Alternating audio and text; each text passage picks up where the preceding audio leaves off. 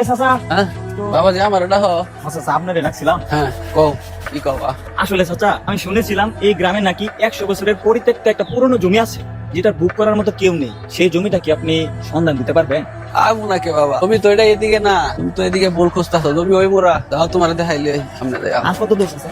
এই যে আইসাই পড়ছি, এই যে ছায়া দাও জমিটা দেখছো বাবাজি? জমিটা হ্যাঁ চাচা, এইটাই ওই জমি যেটা তুমি খুঁজতাছ।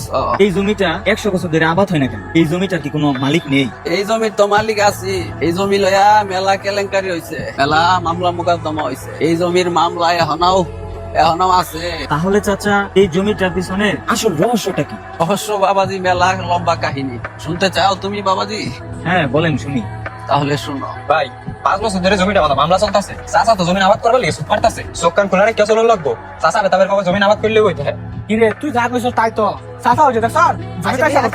কি চাচা জমিটা আমাদের মামলা চলতেছে, এই জমি তুমি আবাদ করবার করছো? আমার জমি আমি আবাদ করতেছি, তোর কাছে কোন লাগবো? তোমার জমি মানে আমার দাদা আমার আব্বার জমি লিখে দিতে গেছে, সেই জমি তোমার হয় কেমনে? আমার ভাই আমার নামে জমি লিখে ঠিক আছে, তোর ভাইয়ের নামে লিখে ঠিক আছে মানে? ঠিক আছে দাদাই তোমার নামে জমি লিখে ঠিক আছে, দলিল দেখাও। তোর ভাইয়ের নামে জমি লিখে ঠিক আছে, তুই দলিল দেখা।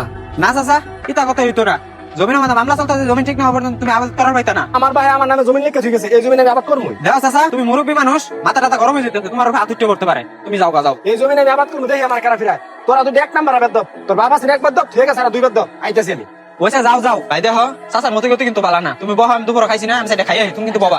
এতগুলা পোলাবান থাকতে আমার, আমি জমি আবাদ করাই আমার বাইক করে দে। হ্যাঁ কারণটা কি আমার বাইক করে দিব?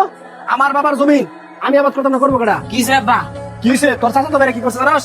আমার জমি থেকে বাইক করে দিছে, আমার জমি আবাদ করবার দিত না। সাহসে আজকে একটা কিছু করে হেলমু ওই যে জমি নাঙ্গর নাইলে হ্যাগর এলা নিল কত্তা নিবর সাহস আব্বার ক্ষেত্রে বাই করে দে ও আজকে দেখতে নিব তোমার কত্তা নিবর সাহস তুমি আব্বার ক্ষেত্রে আঙ্গুর ক্ষেত্রে বাই করে দাও এতক্ষণ তো খুব বড় বড় কথা কইছস, কোন কিছু কষ্ট থাকে দেহষ্ট লইছি। বাবা তুমি তো মানুষ বলে না, তোমার কতবার বলছি এই জমি টাসবে না, এই জমি নিয়ে মামলা চলতেছে, তুমি তো ফুলা বাংলা আসরি, তুমি তো ধোকা করবার লিগা। এই তুই কাজটা একটা বেদ আব্বার আঙ্গুলটা দাও এবারে চুপ কর।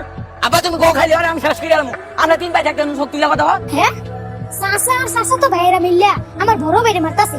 আমি তাড়াতাড়ি যে মেজু ভাইরে খবর দিয়ে দিছি, ভাইয়া তুমি আমাকে বইয়ে বই খাইতেছ, বড় ভাইরে যে উনকা চাচা আর চাচা তো ভাইয়েরা মারতাছে। কি কর? আমি জানতাম এরকম কিছু একটা হবো। মানে না তুই ভাত গোছা, আমি আইতাছি, বাড়িতে বাইরে না কিন্তু এই জীবন কইরা লাড়ি লুটি দাও।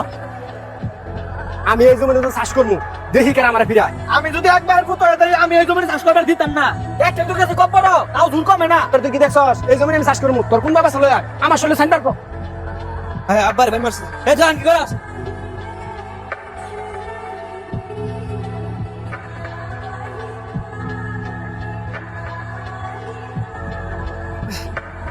চাচার বংশ নিবংশ করে দিবি, একটা লোক রাখতে বাড়ি ঘর আগুন জ্বালাকে বুঝলাম।